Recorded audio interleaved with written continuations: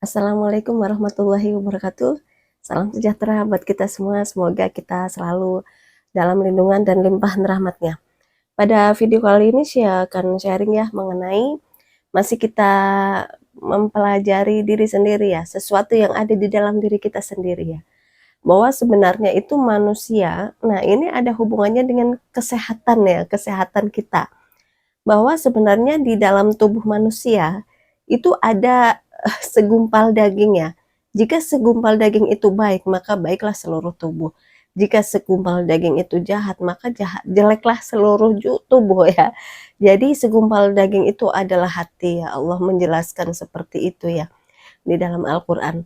Nah, bagaimana kita untuk bisa memahami atau kita memaknainya atau menafsirkannya sehingga bisa kita terapkan di dalam diri kita dan kehidupan kita sehari-hari. Bahwa kenapa, di setiap agama itu, pasti ya agama-agama yang samawi ya, yang saya, sampaikan di sini tuh agama-agama yang samawi. Jadi yang merupakan ini ya, yang dari langit langsung lah ya, seperti itu. Jadi kayak misal, bukan agama yang, buatan manusia atau rekayasa karangan manusia bercerita begini-begini, enggak. Jadi dari, samawi yang diturunkan dari langit langsung, tentunya melalui perantara hamba-hambanya yang terpilih. Nah, seperti itu, kayak misal agama, Islam, Kristen, terus Hindu, Buddha, itu kan agama-agama samawi ya yang ada di Indonesia, 5 agama besar. Nah, seperti itu ya. Jadi, memang konsep dari beberapa agama itu konsep ketuhanan ya memang ya meskipun berbeda, tetapi ada sisi kesamaan-kesamaannya, ya kan. Kalau misalkan nih di dalam agama Hindu, Buddha itu juga Tuhan tidak apa namanya ya, tidak digambarkan atau dilukiskan dalam suatu bentuk tertentu. Kayak misal nih contoh, ini sedikit ya mengenai hal ketauhidan ya. Jadi, dalam Hindu Buddha itu juga, mereka nggak menyembah patung. Jadi patung itu hanya sebagai simbolis saja. Nah, jadi ini kalau kita ini kan kita, ilmu hakikat ya termasuknya ya. Jadi kita bukan syariat saja yang kita, pelajari, kita pahami, tetapi kita juga harus, memahaminya secara hakikat. Nah, seperti itu. Jadi, patung atau sesuatu benda itu hanya sebagai simbolik saja, kayak gitu. Tuhan itu nggak ada di situ. Kayak contoh nih, eee, apa namanya, umat muslim itu kan maaf ini ya, nah setiap orang kan punya versi yang berbeda-beda mungkin sesuai penafsiran masing-masing ya. Kayak misal nih kalau kita melihat secara hakikat, memahami secara hakikatnya, bahwa Allah itu kita menyuruh umatnya, Nabi Muhammad memerintahkan umatnya untuk sholat, menjalankan syariat. Itu arahnya kemana? Ke kiblat. Kiblat itu kalau dari Indonesia ya, dari tanah Jawa ini ke barat. Nah, sedangkan kalau kita secara syariatnya memang kita beribadah arah sholat itu arahnya ke barat. Nah, di sana itu kan ada, apa namanya, tapi apakah Tuhan itu ada di situ?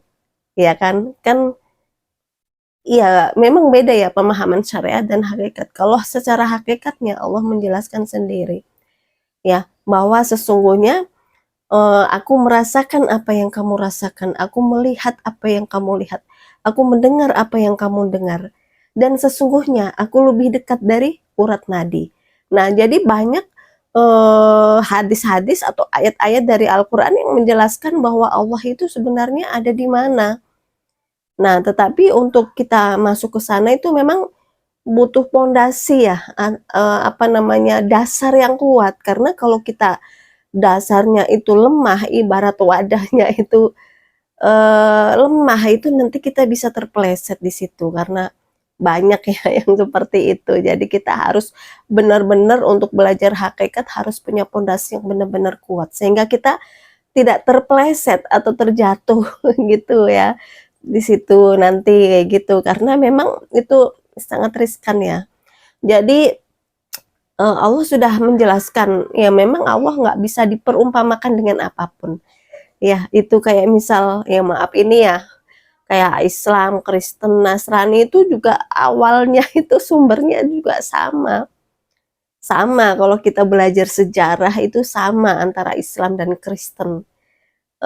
Kristen, Nasrani itu umatnya Nabi Isa dan Islam itu Nabi Muhammad. Padahal jauh sebelum Nabi Muhammad Islam itu sudah ada sebenarnya.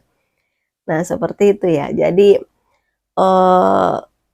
itu juga panjang ya kalau kita ngeref ke sejarah ya. Jadi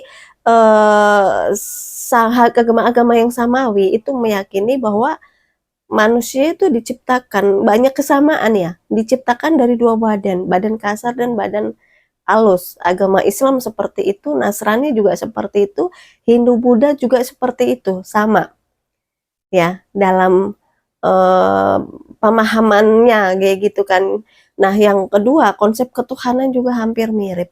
Nah, yang selanjutnya bahwa setiap agama juga mengajarkan kebaikan kepada umatnya. Jadi barang siapa yang disakiti oleh orang lain, maka maafkanlah serta doakanlah mereka supaya mereka mendapat hidayah, diampuni dosanya, mendapat hidayah dan petunjuk dari Tuhan.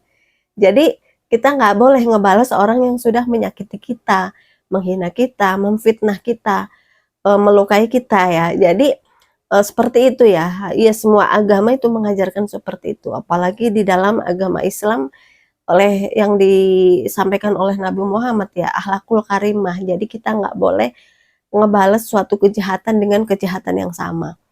Nah, jadi ya kita serahkanlah semua kepada Tuhan, tawakal ya, pasrah kepada Tuhan. Karena Tuhan itu adil, Tuhan itu nggak tidur. Nah, seperti itu. Meskipun kita nggak ngebales, tapi nanti akan ada orang lain yang membalas dengan hal yang sama, kan seperti itu. Dan itu suatu hal yang pasti ya, dan nggak bisa dihindari oleh setiap orang. Nah, jadi yang kita bahas di sini tuh mengenai hati ya. Hati, kalau kita belajar hati itu memang teramat sangat luas sekali pengertiannya dan pemahamannya. Dan hati itu juga mempunyai struktur-struktur ya. Kayak di dalam Hasanah Ilmu Leluhur itu ada disebut dengan ilmu rasa. Rasa itu juga ada berlapis-lapis, ada roso, ada pangroso, ada roso di dalam roso, rohnya roso, ada roso sejati, rohnya roso itu ada roso pangroso. Jadi bagian ada rasa nih kayak pohon misal itu ada cabang-cabangnya, ada ranting-rantingnya. Kayak rasa itu rasakan dalam hati kita itu ada cabang-cabangnya rasa. Nah, itu kalau kita belajar ilmu rasa itu udah jelimet ya, banyak komponen-komponen yang ada di dalamnya. Nah, seperti itu. Begitupun dengan ilmu hati. Hati itu mempunyai struktur-struktur yang berlapis-lapis. Kalau kita belajar masuk ke dalam hati kita, ke dalam relung hati kita, maka di situ kita akan menemui banyak hal dan akan semakin luas, ya kan? Semakin masuk ke dalam, tahap pertama itu akan semakin luas, nanti masuk lagi semakin masuk itu akan semakin luas. Makanya ada orang mengatakan bahwa luasnya hati itu melebihi langit dan bumi, dan kekuatan hati itu juga bisa melebihi langit dan bumi. Kedalaman hati seseorang, ada peribahasa yang mengatakan bahwa dalamnya lautan bisa diukur ya, bisa diukur. Oh, ini dalamnya sih lautan lepas di samudra. Dalamnya lautan bisa diukur. Tapi dalamnya hati manusia siapa yang tahu? Itu menunjukkan bahwa hati itu unlimited ya, tanpa batas sebenarnya, sangat dalam dan sangat luas. Ya, begitupun dengan ilmu rasa, ya cuma beda bahasa ya. Kalau rasa, roso itu kan dari bahasa Jawa ya, tapi kalau hati, kolbu itu dari bahasa Al-Quran. Tapi sebenarnya pemahamannya sih hampir sama ya isinya, maksudnya struktur-strukturnya, nah seperti itu. Ya memang ada sedikit perbedaan. Nah, kalau hubungannya apa hati itu dengan kesehatan? Ya, bahwa sebenarnya seperti yang tadi di awal ya, jika segumpal daging itu baik, maka baik seluruh tubuh. Jika segumpal daging itu jelek, maka jeleklah seluruh tubuh. Nah, jadi itu sangat berkaitan erat dengan ini, dengan penyakit. Jadi penyakit yang kita timbulkan. Makanya tadi setiap agama itu mengajarkan kebaikan kepada umatnya supaya selalu berbuat baik kepada orang lain, berprasangka baik. Kalau disakiti ya balas dengan kebaikan. Nah, seperti itu. Nah, jadi supaya apa? Supaya hati kita sehat. Nah, karena kalau kita hati kita misal ada tuh ya klinik hati atau hati yang sakit. Nah, hati itu juga sama kayak badan kita. Kadang bisa terkena demam, terkena sakit, terluka, muntah gitu kan. Kayak biasanya kita makan, soto itu enak, makanan kesukaan kita. Tapi kok ada suatu ketika kita makan soto kok mual, muntah, rasanya nggak enak, ada apa? Itu berarti badan kita itu bermasalah. Biasanya dalam kondisi badan kita sehat, kita makan soto, soto kesukaan kita yang biasa makan, nggak apa-apa, sehat-sehat, normal saja, sehat-sehat biasa aja gitu loh. Tapi suatu saat kok kita makan soto kok jadi nggak enak, jadi mules, jadi mual, jadi pingin muntah, jadi nggak nafsu makan. Nah, itu ada apa dengan kesehatan kita, badan kita? Apakah lambung kita kurang sehat? Apa pencernaan kita? Apa kita lagi agak nggak enak badan, jadi nafsu makan kita berkurang? Nah, padahal soto itu kan vitaminnya juga banyak untuk kesehatan badan kita ya isinya ya. Nah, begitupun sama dengan hati. Jadi kalau makanan-makanan hati kita, nggak sering dikasih makan, itu nanti akan kekurangan vitamin ya, vitamin hati. Nah, makanya supaya hati itu sehat, itu banyak, hal yang harus kita perhatikan ya. Karena hati itu juga membutuhkan kebersihan, kesehatan, terus makanan juga ya, perawatan juga. Jadi, makanan-makanan yang supaya bisa sehat. Nah, seperti itu. Jadi hati ini juga ada kaitannya dengan penyakit, ya, bahwa Allah menjelaskan bahwa sesuatu, penyakit-penyakit yang kamu alami, alami, musibah yang kamu hadapi, dan sesuatu yang menimpa dirimu itu adalah merupakan hasil dari buah tanganmu sendiri.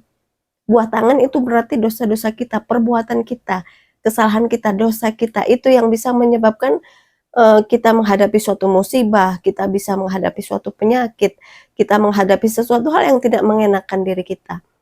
Itu, Allah sudah memperingatkan di situ ya, jangan kita menjerumuskan diri kita ke dalam kebinasaan dengan perbuatan kita sendiri, serta bertaubatlah serta berbuat baiklah, sesungguhnya Allah itu menyukai orang-orang yang berbuat baik. Allah sudah sering mengingatkan seperti itu dalam Al-Qur'an. Nah, jadi, eee, yang berkaitan dengan hati ini sangat erat dengan kesehatan, dengan akhlak. Jadi contoh nih, orang sakit, karena jatuh ya, ini contoh kecil ya. Jadi, orang sakit tuh karena, terjatuh dari motor atau kendaraan lah, kayak gitu, kecelakaan lah, sehingga menyebabkan masuk ke rumah sakit atau eee, dok ke dokter atau mungkin patah tulang atau gimana, kakinya nggak bisa berfungsi secara normal seperti sedia kala. Nah, kalau pengobatan secara dokter ya diobati, ya dikasih obat, kasih, ya inilah untuk tulangnya supaya pulih, kayak gitu ya. Memang itu kan secara syariatnya, secara fisiknya ya. Tapi di sisi lain juga kita perlu memperhatikan sikap dan perbuatan kita. Biasanya orang-orang, jadi diobatinya kalau di dalam Al-Quran itu, cara kita pengobatan suatu penyakit kita kembali lagi ke Al-Quran. Nah, Al-Quran itu untuk ditafsirkan, kembali lagi di situ sudah ada ramuan-ramuannya. Kalau seseorang dia terjatuh dari motor, terus dari kendaraan sehingga menyebabkan sakit, ataupun kakinya nggak bisa berjalan, ataupun ya ada gangguan lah ya di tulangnya, itu kalau diamati ya, ini kan kita mengambil dari, Al-Quran juga. Kalau kita mengamati, itu biasanya orang-orang seperti itu tuh sikapnya keras. Nah, sikapnya keras. Jadi mau menang sendiri. Kalau dikasih nasihat, itu tidak mau mendengarkan, ya kan. Kalau dikasih nasihat yang baik, yang positif, itu nggak mau denger. masukan dan saran dari orang lain, merasa dirinya paling benar, paling bisa, paling kuat, paling tinggi. Nah, itu biasanya itu kan, kaki itu kan untuk melangkah ya. Jadi kaki itu untuk melangkah. Melangkah itu artinya hubungannya dengan perbuatan kita dalam menjalani kehidupan. Langkah hidup kita itu terlalu keras, terlalu kaku, ataupun tidak mau menerima saran dan nasihat dari orang lain. Nah, itu keras, hatinya keras. Makanya Allah memperingatkan dengan terjadilah suatu musibah, terjadilah suatu hal yang menyebabkan kaki kita nggak berfungsi secara normal. Nah, seperti itu dan butuh proses untuk penyembuhannya. Nah, jadi itu merupakan suatu peringatan. Kalau kita peka, kita paham itu, kita mengupas dari ayat Al-Quran ditafsirkan ya, nggak hanya dibaca aja, tapi ditafsirkan dan kita pakai, itu di situ ada bahwa orang yang hatinya keras, yang hatinya mau menang sendiri, egonya tinggi, orang yang nggak mau menerima masukan dan nasihat dari orang lain, biasanya itu bisa sering terkena jatuh, entah itu di jalan itu disenggol orang, ataupun nanti di jalan terkena batu, tersandung batu, atau ada lubang. Itu kan hanya perantara aja untuk dia jatuh. Nah, tapi sebab yang secara secara spiritual, secara kolbu hati, itu ya karena sikap dan perbuatannya sendiri. Seperti itu. Jadi bahwa Allah juga menjelaskan tidak akan merubah nasib suatu kaum kecuali kaum itu merubahnya sendiri. Nah, jadi apa yang kita hadapi, penyakit-penyakit, musibah, hal-hal yang tidak mengenakan itu merupakan hasil dari buah tangan kita sendiri. Nah, jadi di sini kita harus sering-sering introspeksi ya. Jadi bahwa sesungguhnya apa yang kita lakukan, apa yang kita pikirkan, apa yang kita perbuat ke diri kita sendiri, ke orang lain, itu nantinya akan berbalik ke diri kita lagi.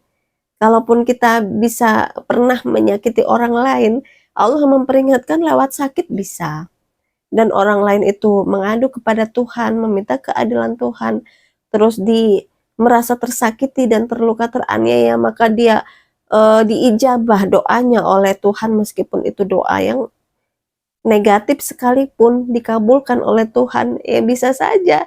Dan itu Allah memperingatkan dengan terjadinya suatu musibah, musibah kecelakaan atau sakit ya, entah itu penyakit apa atau kecelakaan apa, kan itu banyak jalannya ya, seperti itu. Nah, jadi kalau kita memahami ini, kita harus introspeksi lah, harus peka terhadap hal-hal yang bisa membuat nantinya akan berefek kurang bagus. Nah, seperti itu. Contoh, kalau orang sering ngomongin, menghibah orang lain, memfitnah orang lain, terus sering menjelek-jelekan orang lain, dia sudah diperbuat baik ya, kita udah berbuat baik tapi masih jelek-jelekin kita, memfitnah kita, menghibah, itu biasanya terkena asam lambung. Asam lambung itu hobinya hibah, menghibah, ataupun apa namanya, menghibah, atau dia suka menjelek-jelekan. Jadi kata-kata yang keluar dari mulutnya itu selalu kata-kata yang jelek dan kata-kata yang negatif. Itu biasanya nanti penyakitnya itu di dalam lambung kita, seperti itu. Jadi sering mengeluarkan kata-kata yang negatif. Nah, jadi erat ya hubungannya antara hati kita, akhlak, perbuatan, dan penyakit, itu sangat erat sekali. Tapi kalau kita belajar secara syariatnya ya nggak nyambung, nggak ada hubungannya. Tapi kalau dalam ilmu kedokteran juga ada juga yang mempelajari secara psikologi ya. Jadi orang yang sering emosi, sering marah-marah, sering eee, suudzon kepada orang lain, sering memfitnah, menyakiti, melukai, itu akan mudah terkena penyakit. Kenapa? Karena dalam badan kita itu akan memproduksi toksin-toksin, racun-racun, akan terasa asam lah badan kita, dan itu yang akan menyebabkan penyakit. Makanya orang kalau dia berpikiran negatif, jahat ke orang lain, memfitnah, menghibah, apa namanya ya, hal-hal yang negatif, itu biasanya mudah untuk terkena penyakit. Tapi cobalah kita belajar kata-kata yang keluar dari diri kita itu yang positif, jangan melukai orang, jangan menyakiti orang, jangan menjelek-jelekan orang. Insya Allah kita terjaga dari hal-hal yang kurang diinginkan, hal-hal yang seperti itu. Nah, jadi harus benar-benar ini ya, hati-hati sekali kita kalau paham ilmu seperti itu supaya badan kita sehat, keluarga kita sehat. Kayak anak kita, kita punya anak kecil contoh, kalau kita, melakukan sesuatu hal di luar yang sekiranya itu kurang kurang pas, kayak misal nih kita pernah, menyakiti, berantem sama orang, terus kita, menyakiti orang lain kayak gitu kan, nanti efek bisa ke anak kita bisa terkena sakit, kayak gitu. Itu sangat nyambung ya, seperti itu kalau kita, eee, belajar lebih dalam ya mengenai kehidupan, apa, hukum sebab akibat. Nah, seperti itu. Kalau anak sakit di bawah, masih di bawah balita, itu biasanya karena hasil dari perbuatan orang tuanya.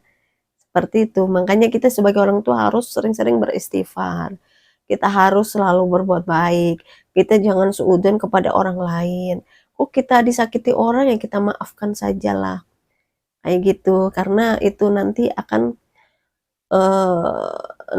terbalaslah dengan sendirinya. Nah, seperti itu. Jadi daripada kita capek-capek menghabiskan waktu dan energi untuk seseorang yang dia menyakiti kita, mending kita untuk yang lain yang lebih bermanfaat. Nah, seperti itu ya. Jadi, sangat erat ya antara hati dan, eee, ini, penyakit yang kita alami. Nah, jadi supaya kita sehat ya kita berusaha selalu untuk menjaga hati dan rasa kita supaya selalu sehat dan, terhindar dari hal-hal yang bisa menyebabkan hati kita sakit. Nah, seperti itu ya. Jadi mungkin sementara itu ya yang saya sampaikan pada video kali ini ya. Semoga bisa bermanfaat buat kita semua ya. Mohon maaf jika ada kekurangan dan kesalahan. Sampai ketemu di video-video yang selanjutnya. Wassalamualaikum warahmatullahi wabarakatuh.